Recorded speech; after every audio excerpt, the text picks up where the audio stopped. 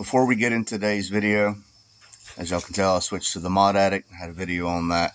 But this video is going to kind of be, I don't know, all over the place because got over there, we did some stuff to the car, and then the battery was dead. He had to get a new battery. He had to do some things. I didn't have time to wait. And then in between that time, we had school graduation, school getting out for summer, award banquets, all this stuff. So it's been very all over the place pretty much. So yeah, I left before it was completely done. And he did send me some footage, so I'm going to include his footage in here too. So anyway, I hope y'all enjoy. Huge thank you to the sponsor that sent this out. Link in the description. Let's get on with it.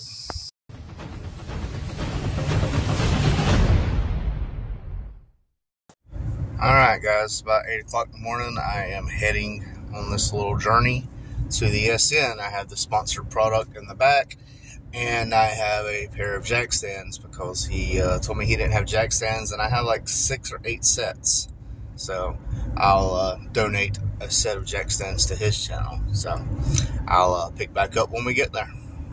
Alright, we made it to the stepchild here, and here's the product. Aluminum radiator. This is made by LuxRad, which is a very well-known brand. This is from ohob Cool on Amazon. I'll leave a link in the description. But let's open this up and see what we're dealing with. Alright, it is spray foamed in here. So it's contoured around the radiator. It has the all the support in here, the foam front and back. So let's get it out. Very well packaged. Alright, here it is. It's got the dual fans. It's even got the ins and outs for the transmission lines, which, you know, we had a little fiasco with that last time by leaving them unplugged and turning on the car. I don't know how well these fans are going to perform, but we're going to put them to the test. If they do not perform that great, he still has a stock fan that'll cool. So, but I've read a ton of good reviews. James went ahead and ordered the overflow tank, and we have a new cap for that. So we can get all this in. He has already replaced the water pump, so brand new water pump in there. He's did the heater core bypass, so we don't have to worry about any of that stuff in there that's clogged. So we can get all this in here and get it started, and we'll see today if it's a head gasket or not. And he's worried about the junction on the lower hose, so he got a whole new lower hose, so we don't have to worry about any of that fiber being trapped in any of these crevices. And yeah, so we can get all this in and see how it goes. I want to show, while he's making room for that, these welds look really good. I wish I could aluminum weld. So not only do you have to worry about all the fiber in the car, but this is all that fiber shit on the outside of the car. So better safe to go ahead and replace this with that than have to worry about any of it. So this is the overflow that he tried to get clean, and you can tell like spots that are clear and spots that are white, all that's that fiber sill stuff. It just would not come clean. Now this one does have a sensor in it where this one won't, so I think we're gonna have to bypass the low coolant. Alright, so the problem we are having is these threads do not match up with these threads at all. So I can't get the transmission cooler hooked up. So what we're going to do is just we're going to go to an external cooler. So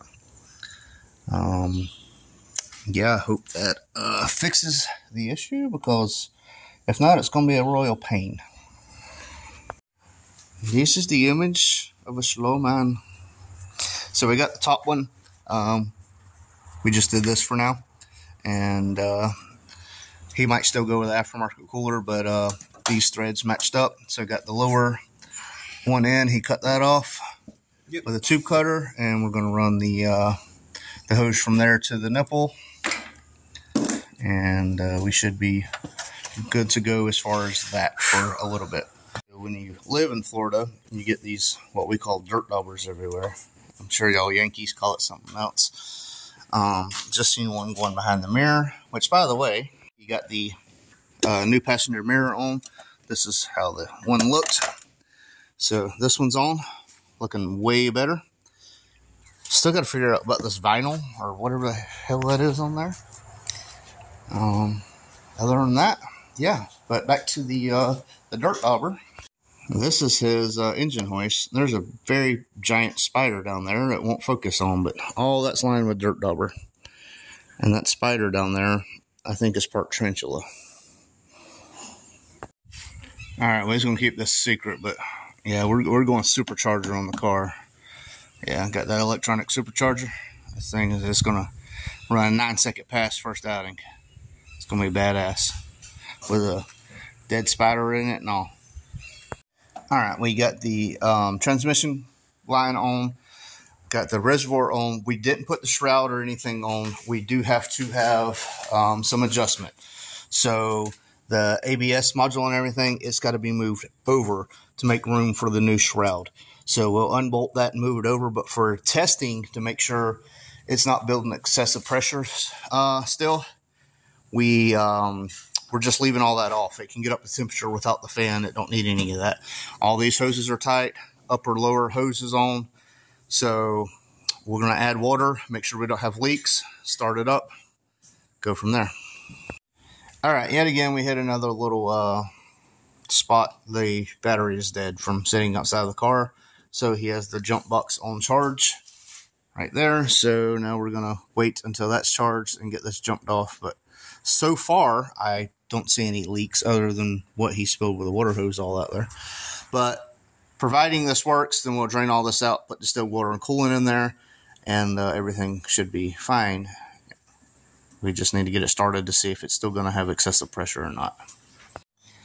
Alright, so this battery, I guess, is done. Even when you hit the jump box on it, turn the key, the voltage just drops to nothing. So, probably had a cell die in it or something. We did have a series of cold and then hot and then rainy and then pressure systems do crazy stuff to electronics. So this is where we're stopping today. This will be continued later down the road. All right, so we got the radiator in. Nice overflows in too. New radiator cap. See if we can get a better angle of this. Had some clearancing issues with the ABS module, but you just unbolt it from the frame and underneath the car and it slightly clear. I'm gonna work on clearancing that some more. So our stock wiring was 3-wire. This is 2-wire, so we gotta do some research on this to get it wired in. All in all, nice fit, good quality. Whew, it is hot today. So there it is, new radiators in. He just got something last night I'm super excited about. Amazing deal. As soon as I found it, I sent it to him. He said, yeah, bam, he bought it. So super excited about that. The fittings on the radiator, they had told us that the radiator had been replaced. And that radiator was full of flex seal. So they probably replaced it thinking that was why it was doing whatever. I don't know. But I think the lines going in, I think they messed up, because if you looked at the threads, they wasn't perfect. And I think when I tried to screw them into the radiator, that's what messed up, because the threads in the radiator itself, when I open up, they look perfect. So I think they just got stripped out from us trying to put them in and then putting the other fittings in. But we're just going to do an external fitting. So if you never had your radiator out, never messed with them, sometimes like the lines are stiff and you have to get it at where it's dead on going in. And if you don't, you can mess it up. And a lot of people do that on the radiator. So as long as you know what you're doing, I don't think you'll have a problem with them like we did. We're just coming behind someone else's hack job pretty much.